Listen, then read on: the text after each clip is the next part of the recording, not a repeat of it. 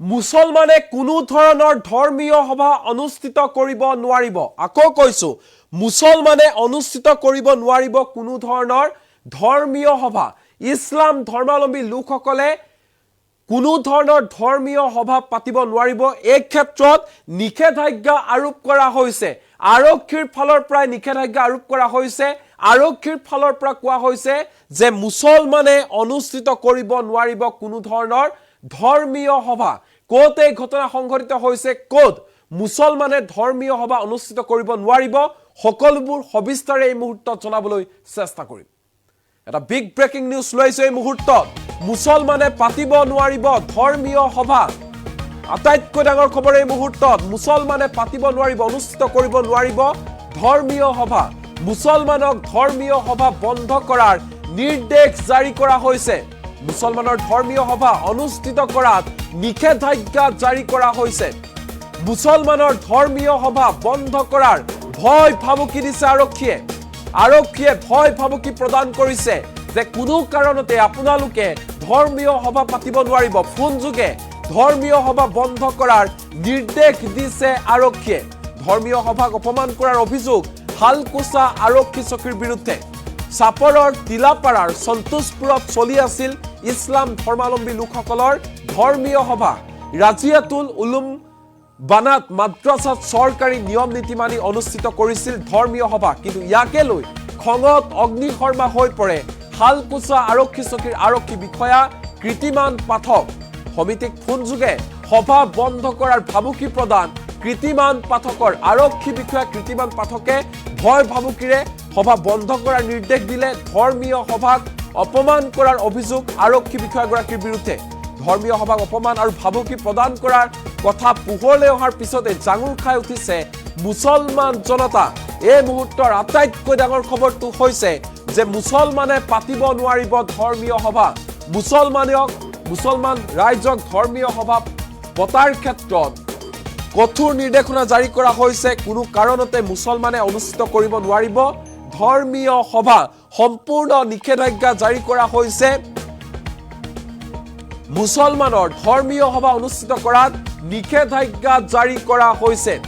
Phone যোগে ধৰ্মীয় সভা বন্ধ কৰাৰ আনকি ভাবুকিও প্ৰদান কৰা হৈছে যে আপোনালোকে সভা বন্ধ কৰক, অন্যথা কিন্তু আমি ব্যৱস্থা হাতত ল'ম। এনেধৰণৰ ভাবুকি প্ৰদান কৰা হৈছে খুদ আৰক্ষীৰ ফালৰ পৰা। ভয়ংকৰ অভিযোগ উত্থাপন হৈছে হালকুচা আৰক্ষী চকীৰ বিৰুদ্ধে। ইছলাম ধৰ্মাৱলম্বী লোকসকলৰ ধৰ্মীয় সভা বন্ধ কৰাৰ ভয় ভাবুকি প্ৰদান কৰিলে আৰক্ষী বিষয়াই। ফোন যোগে সভা বন্ধ কৰাৰ নিৰ্দেশ দিলে আৰক্ষী বিষয়াই।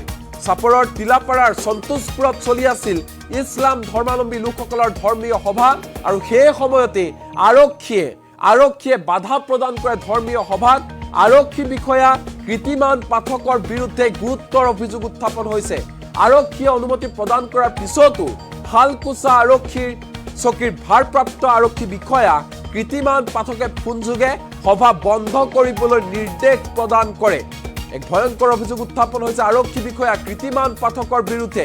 আৰক্ষী বিষয়াগৰাকীয়ে ফোন যোগে ধৰ্মীয় সভাক অপমান কৰা আৰু ভাবুকি প্ৰদান কৰাৰ কথা পোহৰলৈ অহাত এতিয়া জাঙুৰ খাই উঠিছে ইছলাম ধৰ্মাৱলম্বী লোকসকল। ধৰ্মীয় সভাৰ মঞ্চৰ পৰাই আৰক্ষী বিষয়াক তীব্ৰ সমালোচনা কৰিলে প্ৰাক্তন বিধায়ক আলী আকবৰ মিয়াই। ইয়াৰ উপৰি ক্ষোভ আৰু আক্ষেপ প্ৰকাশ কৰিছে ধৰ্মীয় সভাত অংশগ্ৰহণ কৰা লোকসকলে। পুনৰবাৰ জনাইছো যে ফোন যোগে ভয় ভাবুকি প্ৰদান কৰা হ'ল, ভাবুকি দিয়া হ'ল, সভা বন্ধ কৰিব লাগে। স্পষ্ট ৰূপত কৈছে আৰক্ষী বিষয়াই যে কোনো কাৰণতে ধৰ্মীয় সভা অনুষ্ঠিত কৰিব নোৱাৰিব। এক প্ৰকাৰ মুছলমানে অনুষ্ঠিত কৰিব নোৱাৰিব ধৰ্মীয় সভা। এই ক্ষেত্ৰত আৰক্ষীৰ ফালৰ পৰা নিষেধাজ্ঞা আৰোপ কৰা হৈছে। আৰক্ষীৰ কঠোৰ নিৰ্দেশনা, আপোনালোকে সভা অনুষ্ঠিত কৰিব নোৱাৰিব, কোনো ধৰণৰ ধৰ্মীয় সভা আপোনালোকে পাতিব নোৱাৰিব।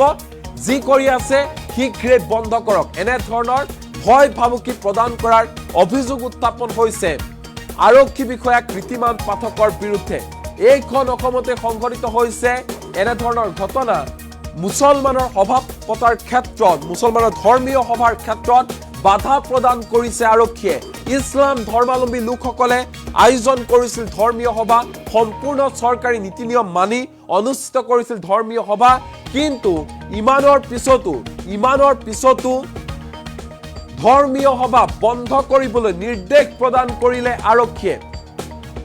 এই মুহূৰ্তত জনাইছো এই ডাঙৰ খবৰটো যে মুছলমানক ধৰ্মীয় সভা বন্ধ কৰাৰ নিৰ্দেশ দিলে আৰক্ষীয়ে। মুছলমানৰ ধৰ্মীয় সভা অনুষ্ঠিত কৰাৰ ক্ষেত্ৰত এক প্ৰকাৰ নিষেধাজ্ঞা জাৰি কৰা হৈছে।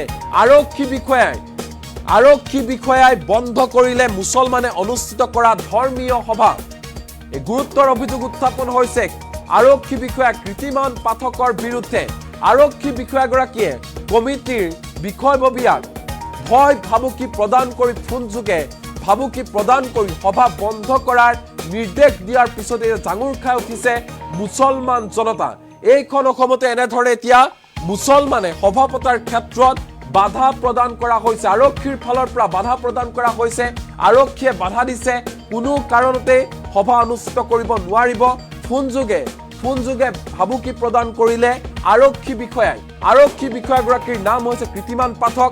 আৰু কৃতিমান পাঠকে ফোনৰ জৰিয়তে ধৰ্মীয় সভাক চূড়ান্ত পৰ্যায়ত অপমান সমান্তৰালকৈ এক প্ৰকাৰ ভাবুকি প্ৰদান কৰাৰ কথা এই মুহূৰ্তত পোহৰলৈ আহিছে। তাৰ পিছতে এতিয়া জাঙুৰ খাই উঠিছে মুছলমান জনতা। স্পষ্ট ৰূপত সকিয়নি প্ৰদান কৰা হৈছে আৰক্ষী বিষয়াগৰাকী এনেধৰণৰ আপুনি কাম কৰিব নোৱাৰে।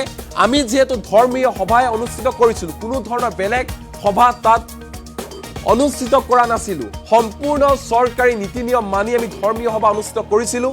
এই ক্ষেত্ৰত এনেধৰণৰ আৰক্ষী বিষয়াৰ যি নিৰ্দেশনা, আৰক্ষী বিষয়াই যি ধৰণে নিষেধাজ্ঞা আৰোপ কৰিছে ধৰ্মীয় সভা অনুষ্ঠিত কৰিব নোৱাৰিব বুলি, মুছলমানে অনুষ্ঠিত কৰিব নোৱাৰিব ধৰ্মীয় সভা, এনেধৰণৰ যি নিৰ্দেশনা দিয়া হৈছে তাৰ পিছতে এতিয়া জাঙুৰ খাই উঠিছে হাজাৰ হাজাৰ মুছলমান জনতা। মন্তব্য আহি পৰিছে এই মুহূৰ্তত। সেই মন্তব্য প্ৰথমে শুনাই ল'ব বিচাৰিছো। মই কৈছো পুলিচ সাবধানে চলিবি। মুছলমান কোনোদিন কমিনাল নহয়। মুছলমানে কোনোদিন সাম্প্ৰদায়িক কাম কৰা নাই। তোমালোকে মোক জ্বলাই নল'বা। আমাক সুন্দৰভাৱে সভা হৈ আছে, ধৰ্মৰ বাদে কোনো কথা হোৱা নাই। এতিয়া আলি আকবৰ মিয়াক বেয়া পাবা, তোমালোকে জ্বলালা কিয়? ধমকি কিয় দিছ? সেইকাৰণে আলি আকবৰ মিয়াও ধমকি দিছে। তোমালোকৰ নিচিনা এনেকুৱা পুলিচ কেইটাক ঠিক কৰিবলৈ মা দেউতাই আলি আকবৰক জন্ম দিছে। ভয় খাই বেয়া পাই লাভ নাই। চাওক, দুৰ্ভাগ্য মই MLA নাই। মই বিধায়ক থাকিলে এই টেলিফোনটো নাহিলে হয়। দুৰ্ভাগ্য আপোনালোকৰ মই নাজানো। মই বিধায়ক নাথাকোঁতে পুলিচৰ হাতটো 1 হাত 18 ইঞ্চি, এতিয়া 22 ইঞ্চি হৈ গৈছে। বেছি বাঢ়িছে। মইতো ক'লোই পুলিচৰ ক্ষমতা থাকিলে আলি আকবৰ মিয়া ইয়াত আছে, তোমালোকে আহা। তোমালোকৰ আইনটো মই শিকাই দিওঁ। তোমালোকে যিটো ভাবিছ যে 10টা নহয়, তোমালোকৰ লিখোতে ভুল হৈছে। অহাকালি 24 তাৰিখৰ ৰাতি 10টালৈকে তোমালোকে পাৰ্মিশ্যন দিছে। গাঁথাল দিছে না কিয় কৈছা আজি 10টাৰ আগত বন্ধ কৰিব লাগে? তোমালোকে চিঠি পঢ়ি লোৱা। লিখাত যদি ভুল হৈছে ৰাইজক তুমি ক্ষমা খোজা, বন্ধ কৰিম। কিন্তু তোমালোকে অহাকালি 24ৰ ৰাতি 10টালৈকে তোমালোকে পাৰ্মিশ্যন দি থৈছা। তাৰমানে পুলিচে এয়ে কৰে, মানুহক মানুহ বুলি গণ্য নকৰে। মানুহে ভাবে পুলিচে বোধে বেছি জানে। তোমালোকৰ নিচিনা পুলিচ ঘৰততো মই পিয়নো নাৰাখো। যি পুলিচে কৈছে, যি দাৰগাই কৈছে, তাৰ নিচিনা দাৰগা আলি আকবৰ মিয়াৰ ঘৰত মই পিয়নো নাৰাখিম। ইমান অযোগ্য পুলিচ দাৰোগা পিয়ন আলি আকবৰ মিয়াৰ ঘৰত পিয়ন হোৱাৰ যোগ্যতাও নাই। পঢ়িলো ভাই, এনেকে চলিছে এইটো। মুছলমান হলেই তেওঁলোকৰ পুৰণি উঠি যায়। মুছলমান হলেই আমিতো সভা কৰা নাই, সিহঁতৰ মাৰ ভিতৰত বোধে হাত দিছো নেকি। ইমান বাড়াবাড়ি নকৰিবা। ধন্যবাদ। এইটো এটা দুৰ্ভাগ্যজনক কথা যে আমি ৰাজিয়াতুল উলুম সন্তোষপুৰ বানাত মাদ্ৰাছাৰ অন্যান্য বছৰৰ দৰে এইবেলিও অধিৱেশনখন সম্পূৰ্ণৰূপে চৰকাৰৰ আইন অনুসৰি পাৰ্মিশ্যন লৈহে এই কামটো আমি হাতত লৈছিলোঁ। কিন্তু আমাৰ ধৰ্মীয় সভাখন চলি থকা অৱস্থাত আমাৰ যিসকলে আমি ইয়াত জড়িত আছোঁ, আমালোকৰ এজনকো ফোন নকৰাকৈ শালকোচা থানাৰ IC কীৰ্তিমান পাঠকে বেলেগ এজন মানুহক ফোন কৰি ধমকি দিয়ে ৰাতি 10টাৰ পিছত যদি ধৰ্মীয় সভাখন শেষ নকৰে তেতিয়াহ'লে আমি ধৰ্মীয় সভাৰ কৰ্তৃপক্ষক তাৰ পৰা উঠাই লৈ আহিম। এইটো খুবেই দুৰ্ভাগ্যজনক কথা। যদি এনেকুৱাই হয় তেতিয়াহ'লে পাৰ্মিশ্যন লোৱাৰ মূল্যটো কি থাকিব আৰু আমি চৰকাৰক কেনেকৈ বিশ্বাস কৰিম আৰু আমি ধৰ্মীয় সংখ্যালঘুবোৰে ক'ত আস্থা ৰাখিম যে আমি আমাৰ নিজৰ ধৰ্মীয় যিবিলাক পৰিৱেশ ধৰ্মীয় অধিৱেশন চৰকাৰৰ সম্পূৰ্ণৰূপে পাৰ্মিশ্যন লোৱাৰ পিছতো আমি শান্তিপূৰ্ণভাৱে কৰি থকা এখন প্ৰগ্ৰামক বন্ধ কৰিবলগীয়া হয় আৰু ভয় ভাবুকি দিয়ে। এইটো এটা জঘন্য কথা হৈছে, এইটো বৰ নিন্দনীয় হৈছে। ইয়াত আমি একেবাৰে এইটো কামত সন্তুষ্ট হোৱা নাই। আমালোকৰ পাৰ্মিশ্যন যিটো আছে আমি এপ্লিকেশ্যন কৰিছিলোঁ ৰাতিপুৱালৈকে আমাৰ ধৰ্মীয় সভাখন থাকিব, কিন্তু পাৰ্মিশ্যন কপিত যিটো লিখা আছে আজি আবেলি 4 বজাৰ পৰা 24 তাৰিখ আবেলি ৰাতি 10 বজালৈকে আমাৰ পাৰ্মিশ্যনত লিখা আছে। আসসালামু আলাইকুম, নমস্কাৰ। মই মৌলানা মইনুল হকে কৈ আছো। মই এজন ধৰ্মীয় বক্তা। আপোনালোকে ইতিমধ্যে শুনিবলৈ পাইছে আজি সন্তেশপুৰ ৰাজিয়াতুল উলুম বানাত মাদ্ৰাসাত মোক বক্তা হিচাপে নিমন্ত্ৰণ কৰিছে। সেইকাৰণে মই ইতিমধ্যে আহি উপস্থিত হৈছোঁ আৰু ইয়াত অহাৰ পিছত মোৰ কাণত এনেকুৱা এটা খবৰ আহি পৰিছে। এই বন্ধু বান্ধৱীসকল মোক যিটো খবৰ দিছে, এইখন ধৰ্মসভাৰ পাৰ্মিশ্যন লোৱাৰ পিছতো আমাৰ শালকোচা থানাৰ আইচি কীৰ্তিমান পাঠকে ফোন কৰি ভাবুকি দিছে যে এইখন অনুষ্ঠানত 10টাৰ পিছত যদি অনুষ্ঠানখনি চলাই লয় তেনেহ'লে সকলো জনসাধাৰণক আমাৰ ধৰ্মপ্ৰাণ মুছলমান ভাই ভনীসকলক থানাত উঠাই লৈ বন্ধ কৰি ৰাখিব। আইচিয়ে ক'ত পালে এই পাৱাৰখন? হিমন্ত বিশ্ব শৰ্মা ডাঙৰীয়াই থানাত কেইখন ৰুম বনাই ৰাখিছে, অগণন ৰাইজ ইয়াত সমবেত হৈছে আমাৰ ধৰ্মপ্ৰাণ মুছলমান। সেইবিলাক ৰাইজক উঠাই লৈ থানাত ৰাখিব। আমাৰ আইচি এই শালকোচা থানাৰ আইচিজন কীৰ্তিমান পাঠকে বিভিন্ন সময়ত অসৎ কামত জড়িত ইতিমধ্যে মই গম পাইছো, কিন্তু সেইটো কথা মই কোনোদিন কোৱা নাই, প্ৰতিবাদো কৰা নাই। যিহেতু আমি এজন ধৰ্মীয় বক্তা, মই মানুহৰ ওচৰত শুনিছিলো এই মানুহজন কিবা আলম ফালম কৰি থাকে, বিভিন্ন সময়ত বিভিন্ন বস্তু খাই থাকে আৰু বিভিন্ন সময়ত বিভিন্ন মানুহক হুমকি ধমকি কৰি থাকে যে চৰকাৰী আইন অনুযায়ী আমি পাৰ্মিশ্যন ল'ব লাগে। পাৰ্মিশ্যন লৈছো, আমাক হয়তো ক'লে যে পাৰ্মিশ্যন আছে মোৰ ওচৰত, তাৰ পিছতো এনেকুৱা বেয়া মন্তব্য কিয় কৰা লাগে, হুমকি ধমকি কিয় কৰিব লাগে? আমাৰ ধৰ্মসভাৰ পৰিৱেশখন আপোনালোকে চাওকচোন কেনেকুৱা বেয়া হৈছে। সেইফালে বক্তাজনে বক্তব্য দি আছে, মানুহ হয়তো ভয়ত কম্পিত হৈ আছে যে কেতিয়াবা পুলিচ আহি উঠাই লৈ যাওক। আমাৰ ধৰ্মত আঘাত কৰিছে, আমাৰ মুছলমান ধৰ্মৰ আঘাত কৰিছে, কাৰণ এইটো কোৰাণেৰ মাহফিল, এইটো এটা পবিত্ৰ অনুষ্ঠান, এইটো হ'ল প্ৰতিষ্ঠান। ইয়াৰ প্ৰতি ভাবুকি দিয়াটো ভাল হোৱা নাই। আমাৰ ধৰ্মক হিংসা কৰে। কীৰ্তিমান পাঠকক মই কৈ আছো, তুমি যদি ধৰ্মক ভাল পোৱা, তোমাৰ নিজৰ ধৰ্মক যদি ভাল পোৱা, গীতা বাইবেল পঢ়ি চোৱা তোমাৰ ধৰ্মত কি লেখা আছে। নিজৰ ধৰ্মৰ নিচিনা আনৰ ধৰ্মকো সন্মান কৰিব লাগে। এইটো এটা ধৰ্মীয় প্ৰতিষ্ঠান, এইটো এটা ধৰ্মীয় অনুষ্ঠান। ইয়াৰ প্ৰতি ভাবুকি দিয়াটো আপোনাৰ ভাল হোৱা নাই, আপোনাৰ ভৱিষ্যত ভাল নহ'ব, মই হুঁকিয়ানি দি দিছো। এই শয়তান পুলিচ, তোক মই কৈছো পুলিচ সাবধানে চলিবি। মুসলমান কোনোদিন কমিনাল নহয়, মুসলমানে কোনোদিন সাম্প্রদায়িক কাম কৰা নাই। তোমালোকে মোক জ্বলাই নল'বা। আমাক সুন্দৰভাৱে সভা হৈ আছে, ধৰ্মৰ বাদে কোনো কথা হোৱা নাই। এতিয়া আলি আকবৰ মিয়াক বেয়া পাবা, তোমালোকে জ্বলালা কিয়? ধমকি কিয় দিছ?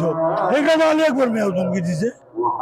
তোমালোকৰ নিচিনা এনেকুৱা পুলিচ কেইটাক ঠিক কৰিবলৈ মা দেউতাই আলি আকবৰক জন্ম দিছে।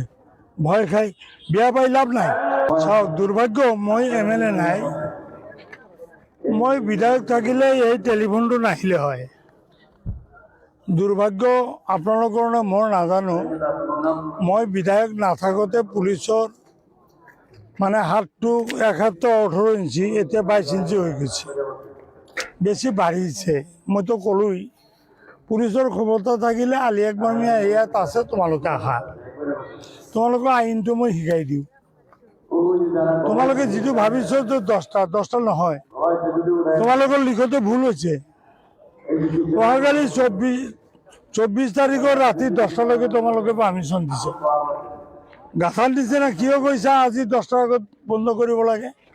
তোমালোকে চিঠি পঢ়ি লোৱা, তোমালোকে চিঠিটো পঢ়ি লোৱা। লিখা যদি ভুল হৈছে ৰাইজক তুমি ক্ষমা খোজা, বন্ধ কৰিম।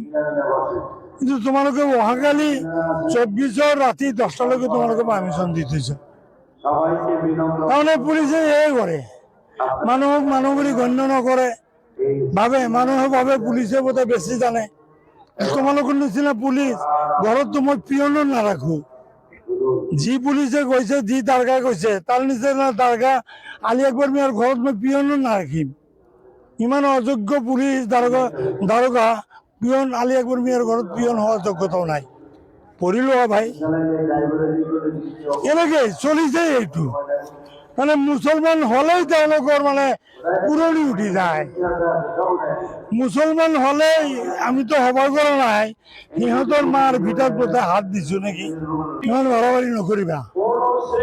ধন্যবাদ। এইটো এটা দুৰ্ভাগ্যজনক কথা যে আমি ৰাজিয়াতুল উলুম সন্তোষপুৰ বানাত মাদ্ৰাছাৰ অন্যান্য বছৰৰ দৰে এইবেলিও অধিৱেশনখন সম্পূৰ্ণৰূপে চৰকাৰৰ আইন অনুসৰি পাৰ্মিশ্যন লৈহে এই কামটো আমি হাতত লৈছিলোঁ। কিন্তু আমাৰ ধৰ্মীয় সভাখন চলি থকা অৱস্থাত আমাৰ যিসকলে আমি ইয়াত জড়িত আছোঁ, আমালোকৰ এজনকো ফোন নকৰাকৈ শালকোছা থানাৰ IC কীৰ্তিমান পাঠকে বেলেগ এজন মানুহক ফোন কৰি ধমকি দিয়ে, ৰাতি 10টাৰ পিছত যদি ধৰ্মীয় সভাখন শেষ নকৰে তেতিয়াহ'লে আমি ধৰ্মীয় সভাৰ কৰ্তৃপক্ষক তাৰ পৰা উঠাই লৈ আহিম। এইটো খুবেই দুৰ্ভাগ্যজনক কথা। যদি এনেকুৱাই হয় তেতিয়াহ'লে পাৰ্মিশ্যন লোৱাৰ মূল্যটো কি থাকিব, আৰু আমি চৰকাৰক কেনেকৈ বিশ্বাস কৰিম, আৰু আমি ধৰ্মীয় সংখ্যালঘুবোৰে ক'ত আস্থা ৰাখিম যে আমি আমাৰ নিজৰ ধৰ্মীয় যিবিলাক পৰিৱেশ, ধৰ্মীয় অধিৱেশন চৰকাৰৰ সম্পূৰ্ণৰূপে পাৰ্মিশ্যন লোৱাৰ পিছতো আমি শান্তিপূৰ্ণভাৱে কৰি থকা এখন প্ৰগ্ৰামক বন্ধ কৰিবলগীয়া হয় আৰু ভয় ভাবুকি দিয়ে। এইটো এটা জঘন্য কথা হৈছে, এইটো বৰ নিন্দনীয় হৈছে। ইয়াত আমি একেবাৰে এইটো কামত সন্তুষ্ট হোৱা নাই। আমালোকৰ পাৰ্মিশ্যন যিটো আছে, আমি এপ্লিকেশ্যন কৰিছিলোঁ ৰাতিপুৱালৈকে আমাৰ ধৰ্মীয় সভাখন থাকিব, কিন্তু পাৰ্মিশ্যন কপিত যিটো লিখা আছে আজি আবেলি 4 বজাৰ পৰা 24 তাৰিখ আবেলি ৰাতি 10 বজালৈকে আমাৰ পাৰ্মিশ্যনখন লিখা আছে। আসসালামু আলাইকুম, নমস্কাৰ। মই মৌলানা মইনুল হকে কৈ আছো। মই এজন ধৰ্মীয় বক্তা, আপোনালোকে ইতিমধ্যে শুনিবলৈ পাইছে। আজি সন্তেশপুৰ ৰাজিয়াতুল উলুম বানাত মাদ্ৰাছাত মোক বক্তা হিচাপে নিমন্ত্ৰণ কৰিছে, সেইকাৰণে মই ইতিমধ্যে আহি উপস্থিত হৈছোঁ। আৰু ইয়াত অহাৰ পিছত মোৰ কাণত এনেকুৱা এটা খবৰ আহি পৰিছে, এই বন্ধু বান্ধৱীসকল মোক যিটো খবৰ দিছে, এইখন ধৰ্মসভাৰ পাৰ্মিশ্যন লোৱাৰ পিছতো আমাৰ শালকোছা থানাৰ IC কীৰ্তিমান পাঠকে ফোন কৰি ভাবুকি দিছে যে এইখন অনুষ্ঠানত 10টাৰ পিছত যদি অনুষ্ঠানখনি চলাই লয় তেনেহ'লে সকলো জনসাধাৰণক, আমাৰ ধৰ্মপ্ৰাণ মুছলমান ভাই ভনীসকলক থানাত উঠাই লৈ বন্ধ কৰি ৰাখিব। IC ক'ত পালে এই পাৱাৰখন? হিমন্ত বিশ্ব শৰ্মা ডাঙৰীয়াই থানাত কেইখন ৰুম বনাই ৰাখিছে, অগণন ৰাইজ ইয়াত সমবেত হৈছে আমাৰ ধৰ্মপ্ৰাণ মুছলমান, সেইবিলাক ৰাইজক উঠাই লৈ থানাত ৰাখিব। আমাৰ IC এই শালকোছা থানাৰ IC জন কীৰ্তিমান পাঠকে বিভিন্ন সময়ত অসৎ কামত জড়িত, ইতিমধ্যে মই গম পাইছো।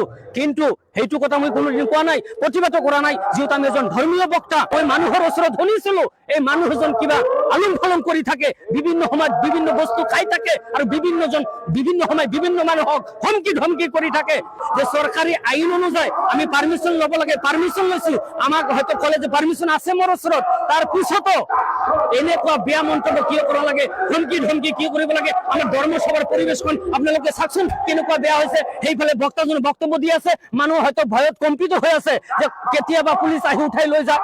আমাৰ ধৰ্মত আঘাত কৰিছে, আমাৰ মুছলমান ধৰ্মৰ আঘাত কৰিছে, কাৰণ এইটো কোৰাণেৰ মাহফিল, এইটো এটা পবিত্ৰ অনুষ্ঠান, এইটো হ'ল প্ৰতিষ্ঠান। ইয়াৰ প্ৰতি ভাবুকি দিয়াটো ভাল হোৱা নাই, আমাৰ ধৰ্মক হিংসা কৰে। কীৰ্তিমান পাঠকক মই কৈ আছো, তুমি যদি ধৰ্মক ভাল পোৱা, তোমাৰ নিজৰ ধৰ্মক যদি ভাল পোৱা, গীতা বাইবেল পঢ়ি চোৱা, তোমাৰ ধৰ্মত কি লেখা আছে। নিজৰ ধৰ্মৰ নিচিনা আনৰ ধৰ্মকো সন্মান কৰিব লাগে। এইটো এটা ধৰ্মীয় প্ৰতিষ্ঠান, এইটো এটা ধৰ্মীয় অনুষ্ঠান। ইয়াৰ প্ৰতি ভাবুকি দিয়াটো আপোনাৰ ভাল হোৱা নাই, আপোনাৰ ভৱিষ্যত ভাল নহ'ব, মই হুঁকিয়ানি দি দিছো। এই শয়তান পুলিচ, তোক মই কৈছো, পুলিচ